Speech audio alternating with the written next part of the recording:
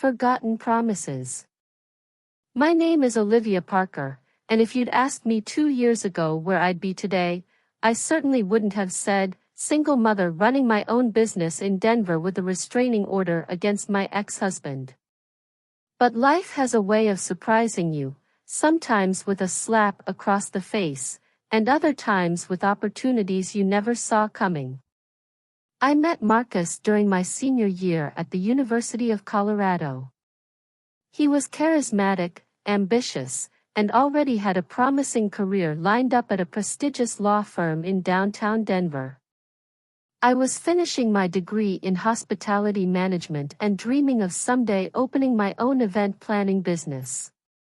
We were the perfect match on paper, both driven, both from good families, both with clear goals for the future. Our wedding, 3 years after graduation, was everything I'd imagined, partly because I'd planned every detail myself. 200 guests at the Denver Botanic Gardens, a 5-tier cake, and a honeymoon in Bali. My parents spent a small fortune, convinced they were investing in my happily ever after. The first few years were good. We bought a stylish townhouse in Cherry Creek. I landed a job as an event coordinator for a hotel chain, and Marcus was making his way up the ranks at his firm. We had dinner parties, took ski trips to Aspen, and posted perfectly curated photos of our seemingly perfect life. When we decided to start a family, it felt like the natural next step in our carefully constructed life plan. Getting pregnant wasn't as easy as we'd hoped. After a year of trying, followed by fertility treatments that drained our savings and my emotional reserves, we finally received the news we'd been waiting for. I still remember staring at the positive pregnancy test, tears streaming down my face, feeling like all the pain had been worth it. That's when things began to change, though I was too blinded by happiness to notice the warning signs. Marcus began working longer hours, claiming a big case needed his attention. Weekend brunches with friends were canceled because he needed to be at the office. The nursery remained unpainted despite his promises to handle it. When I brought these issues up, he'd get defensive or dismiss my concerns as pregnancy hormones. "You don't understand the pressure I'm under," he'd say. "I'm trying to provide for our family. Someone has to think about our financial future." His words stung but held enough truth that I backed down. After all, I'd be taking maternity leave soon, temporarily reducing our income. Maybe I was being too demanding. By my 6th month, I'd been put on bed rest due to complications. The doctor was concerned about preterm labor and wanted me to minimize physical activity.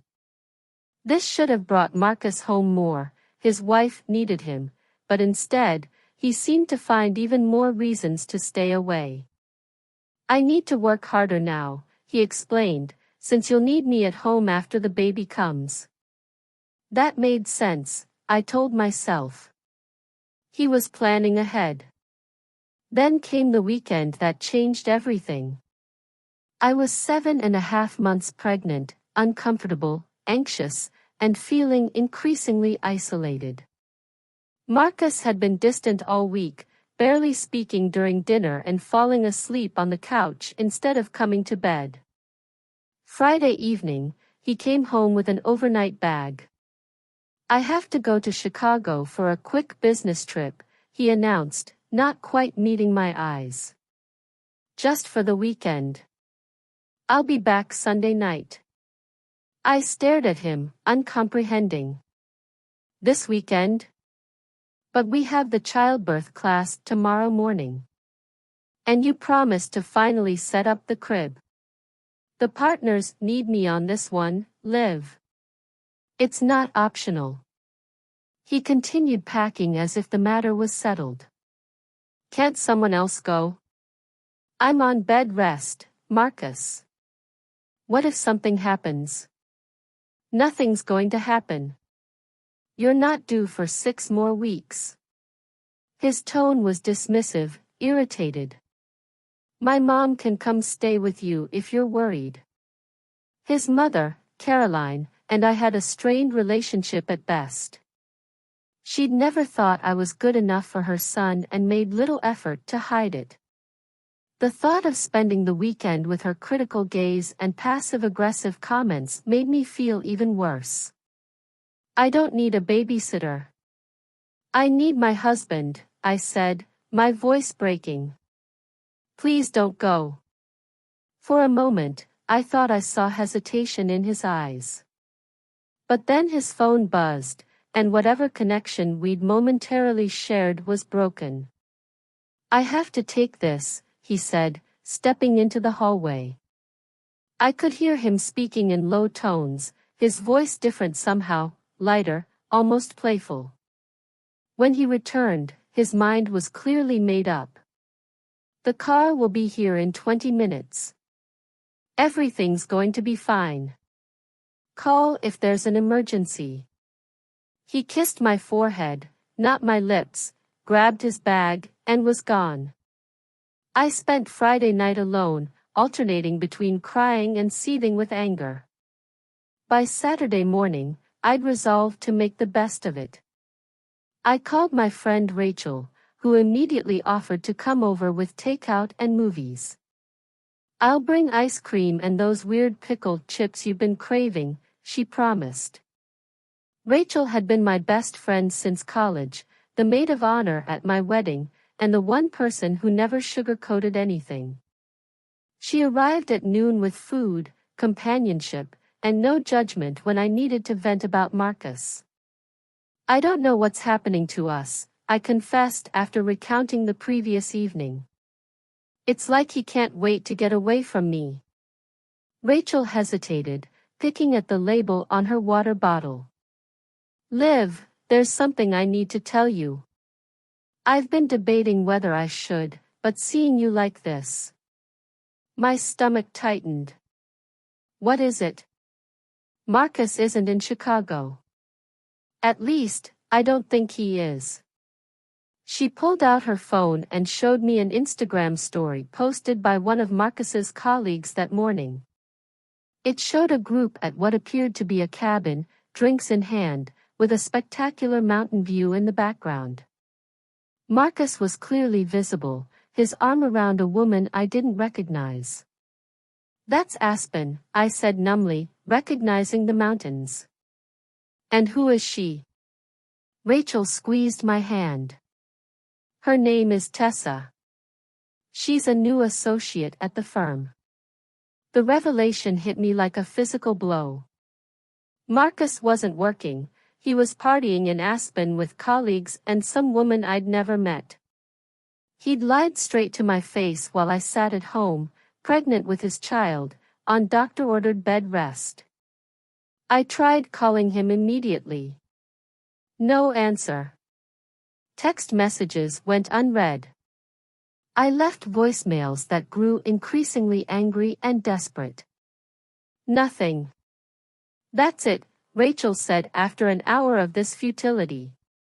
I'm staying here tonight. And tomorrow, we're changing the locks. I couldn't argue. Something fundamental had broken inside me, not just my heart, but my trust, my vision for our future. That night, around 3 a.m., I woke to sharp pains in my abdomen. At first, I tried to convince myself they were just Braxton Hicks contractions, practice runs for the real thing. But when my water broke 20 minutes later, there was no denying what was happening. Rachel. I called out, panic rising in my voice. The baby's coming. Rachel, who had been sleeping on the couch, rushed into the bedroom. Seeing the situation, she immediately switched into crisis mode, grabbing my hospital bag, packed weeks ago, just in case, and helping me to her car. Keep breathing, she coached as she navigated the empty early morning streets of Denver. I'm calling the doctor right now. Between contractions, I tried Marcus again. Voicemail. I left a terse message, I'm in labor. Going to University Hospital with Rachel. The next several hours passed in a blur of pain, medical jargon, and fear. My doctor was concerned about the premature labor and monitored both me and the baby closely. Rachel never left my side, holding my hand through contractions and advocating for me when I was too exhausted to speak for myself. There was still no word from Marcus. 6 hours later, my son, Ethan James Parker, was born, 6 weeks early but miraculously healthy, if small. When they placed his tiny body on my chest, all 5 pounds of him, the world seemed to stop. Nothing mattered except this perfect little person who had just entered the world. "He's beautiful, Liv," Rachel whispered, wiping away tears. I couldn't speak, overwhelmed by love for my son and the stark absence of his father at this pivotal moment. It wasn't until that evening, nearly 18 hours after my first call to him, that Marcus finally responded. "A text message, just saw your voicemail. What happened? Everything okay?" The casual tone, the complete lack of urgency or concern, sparked something in me. Instead of immediately calling him back, I asked Rachel to take a photo of me holding Ethan in the hospital bed. I sent it to Marcus with the caption, "Meet your son, Ethan James. Born this morning at 9:42 a.m. We're both doing well, no thanks to you." His response was immediate this time. "What? He's early. I'm in Aspen but leaving now. We'll be there in 4 hours." So he admitted he was in Aspen. Not Chicago. Not working. In Aspen, 4 hours away, while I gave birth to our premature son alone. When Marcus finally arrived at the hospital, disheveled and reeking of alcohol, I was feeding Ethan. Rachel stood up immediately, positioning herself between him and us like a bodyguard. "Olivia, I'm so sorry," he began, his voice slurring slightly. "The guys planned this weekend trip, and I didn't think." "That's right," I interrupted, my voice eerily calm. "You didn't think. You lied to me about where you were going. You turned off your phone while your heavily pregnant wife was on bed rest. You missed the birth of your son because you were partying with your colleagues." Marcus looked taken aback by my directness. Usually, I was the one who smoothed things over, who made excuses for his behavior. "It wasn't like that," he protested. "It was a work retreat. Team building. I had to go." "With Tessa?" I asked, watching his face pale. "Is team building what you call it?" "Who told you?" He stopped, glancing at Rachel. "You've got it wrong. Tessa is just a colleague." "I don't care who she is," I said, surprising myself with how much I meant it. "What I care about is that when I needed you most, you chose something, or someone, else. You made your priorities crystal clear." "You're overreacting," he said, his tone shifting from apologetic to defensive. "These pregnancy hormones are making you crazy. I'm here now, aren't I? I came as soon as I heard." Rachel stepped forward. "I think you should leave, Marcus. Olivia and Ethan need rest, not your excuses." "This is between me and my wife," he snapped. "You don't get to decide when I can see my son." A nurse, alerted by the rising voices, appeared in the doorway. "Is everything all right in here?" "No," I said firmly. "My husband is leaving. He can come back tomorrow when he's sober." The nurse gave Marcus a stern look. "Sir, visiting hours are almost over anyway, and our policy prohibits visitors who are under the influence. I'm going to have to ask you to leave." Marcus looked from the nurse to me, disbelief written across his face. This is ridiculous. That's my son. And this is my patient, the nurse replied coolly. Who has just been through labor and delivery and needs her rest. You can come back in the morning. Defeated and embarrassed, Marcus left, but not before giving me a look that sent shivers down my spine, a look of pure resentment. The next morning, he returned, clean-shaven and bearing flowers, as if that could erase what had happened. He was contrite, full of explanations and promises to do better. I listened silently, watching him hold Ethan with tentative hands, noticing how he checked his phone even in these first moments with his son. For Ethan's sake, I decided to give our marriage one more chance. Maybe the reality of fatherhood would change Marcus. Maybe we could rebuild what we had lost. I was wrong. The weeks after bringing Ethan home were some of the hardest of my life. While I navigated sleepless nights, breastfeeding challenges, and recovery from childbirth, Marcus returned to his routine as if nothing had changed. He worked late, complained about the baby's crying, and offered minimal help with middle-of-the-night feedings. I need my sleep for work, he'd explain. You're on maternity leave, you can nap when the baby naps. Anyone who's cared for a newborn knows that sleep when the baby sleeps is advice that rarely works in practice.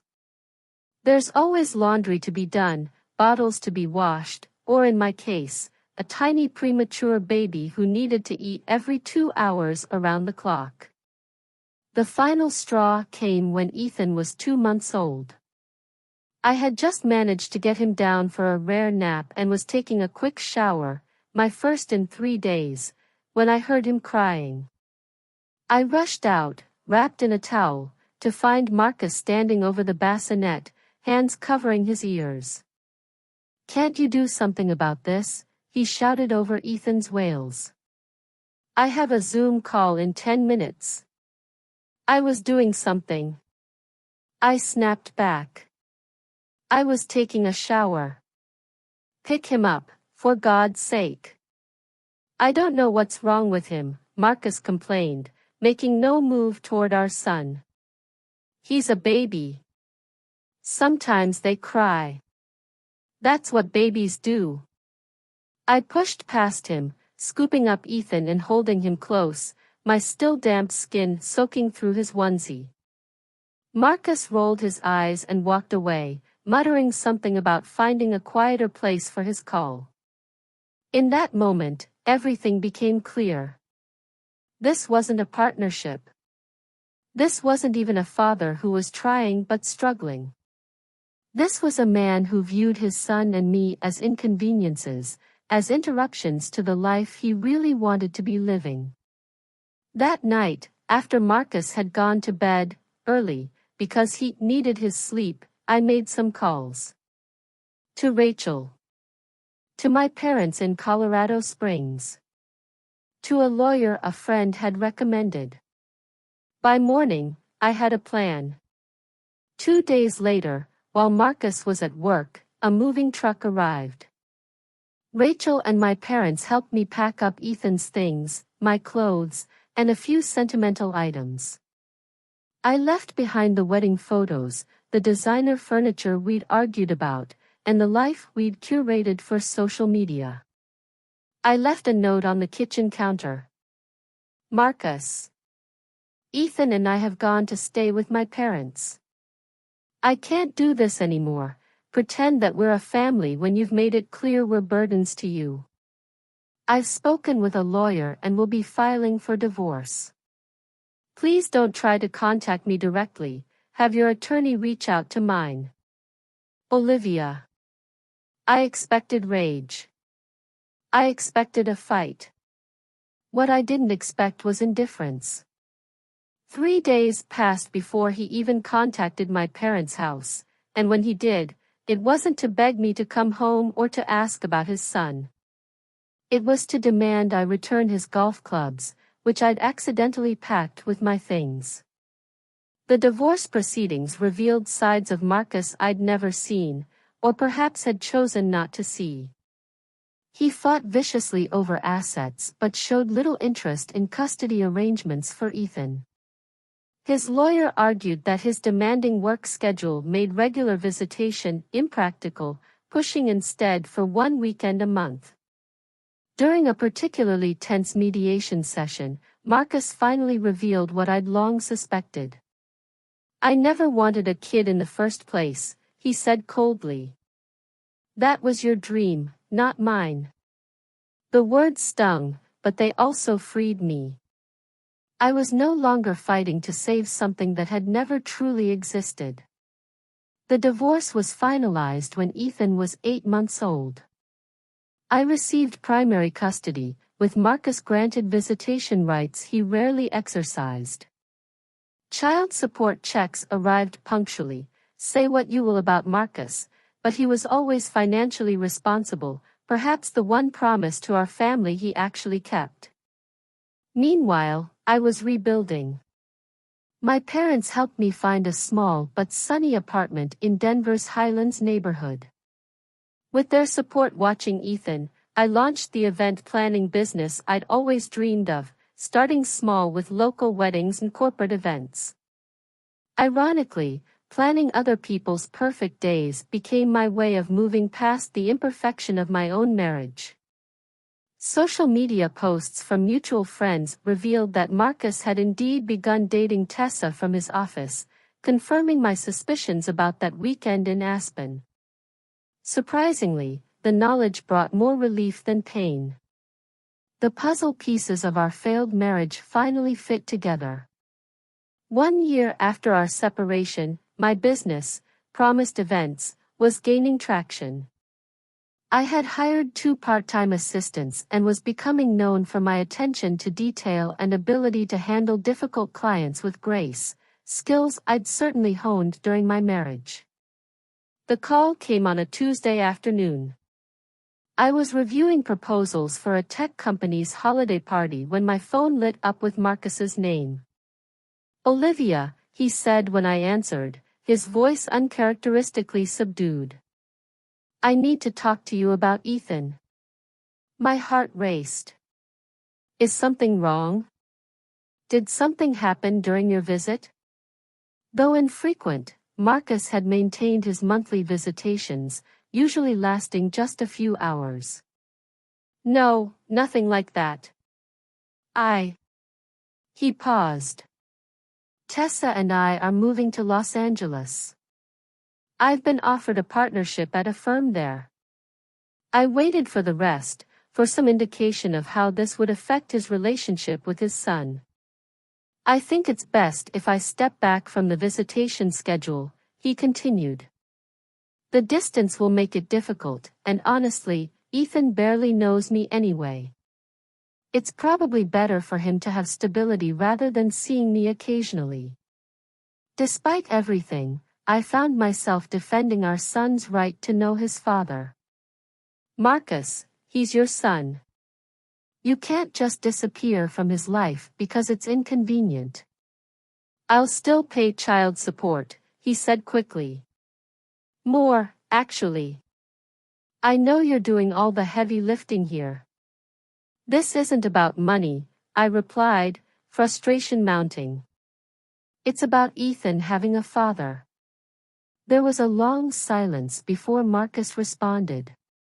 "I'm not good at this, Olivia. You know that.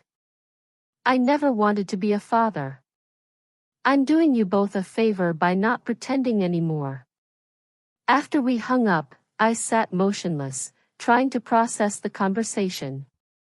Marcus was abandoning our son completely, and his justification was that it was for the best. The most painful part was that he might be right. That evening, watching Ethan play with his blocks on our living room floor, his dark curls and dimpled smile so reminiscent of the man who had helped create him but now wanted no part in his life, I made him a silent promise. I would give him enough love for 2 parents. I would build a life so full of joy and security that he would never feel the absence of someone who chose not to stay. The years that followed were a testament to resilience and the family we create rather than the one we're born into. My business flourished, expanding to include destination weddings and high-profile corporate events across Colorado. Ethan grew into a bright, curious child with a kind heart and infectious laugh, doted on by my parents, Rachel, now his godmother, and the community of friends I'd built. Marcus's child support checks arrived regularly, but he faded from our lives as promised. Christmas cards went unanswered, birthday gifts were acknowledged with formal thank you notes written in my handwriting until Ethan was old enough to sign his name. On Ethan's 5th birthday, as we celebrated with a dinosaur-themed party in our backyard, now attached to a modest house I'd purchased in a family-friendly neighborhood, I found myself watching him surrounded by friends, giggling as they chased each other with toy pterodactyls. Rachel appeared beside me, handing me a glass of wine. "Penny for your thoughts?" "I was just thinking about how much I worried," I admitted. When Marcus left, I was terrified that Ethan would be damaged somehow, growing up without a father. "And now?" she prompted. I gestured toward my son, who was now being hugged by my father, both of their faces alight with laughter. "Now I know that kids don't need perfect families. They need love, stability, and adults who choose to be present every day, even when it's hard." Speaking of adults who want to be present, Rachel said with a sly smile, "Jake has been watching you all afternoon." Jake was a single dad I'd met through a client. His daughter Zoe was in Ethan's kindergarten class, and we'd struck up a friendship during school pickups and drop-offs. Recently, that friendship had begun to feel like something more. "We're just friends," I protested weakly. "Sure," Rachel laughed. "Friends who text daily and coordinate play dates that somehow always end with the four of you having dinner together." I couldn't help but smile. Jake was different from Marcus in every way that mattered. He coached his daughter's soccer team despite working full-time as an architect.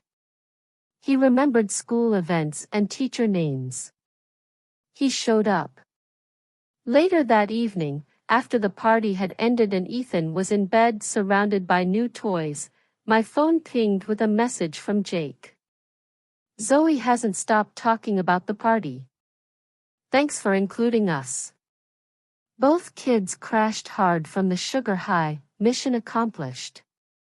"Coffee tomorrow?" Attached was a photo of Zoe fast asleep, still clutching the stuffed stegosaurus from Ethan's party favors. As I typed my reply, I realized something profound. The pain of Marcus's betrayal and abandonment had faded, replaced not just by acceptance but by genuine gratitude. If he had been a different kind of man, one who had stayed but remained emotionally absent, one who had fulfilled the minimum requirements of fatherhood without true engagement, I might never have rebuilt my life with such intention. I might never have discovered my own strength, might never have created this business I loved, might never have found this community that supported us so completely. Sometimes the worst betrayals lead us exactly where we need to be. 2 years later, as I prepared to walk down the aisle toward Jake, with Ethan proudly serving as our ring bearer and Zoe as flower girl, I thought about the journey that had brought us here. Not the perfect path I'd imagined in my youth, but a winding road with unexpected turns that ultimately led to something better than I could have planned. The promises exchanged that day weren't about perfection. They were about showing up, about choosing each other and our blended family every day, about building a life based on actions rather than words. As I meet with clients planning their own weddings, I sometimes think about sharing my story, about the husband who left his pregnant wife for a weekend in Aspen and missed the birth of his son. About how what seemed like the worst moment of my life became the catalyst for something beautiful. But I don't tell them. Instead, I listen to their hopes and dreams, I help craft their perfect days, and I silently wish for them what I now know to be true, that sometimes broken promises clear the way for new beginnings, and the family you build from the ashes of disappointment can be stronger than you ever imagined possible. The end.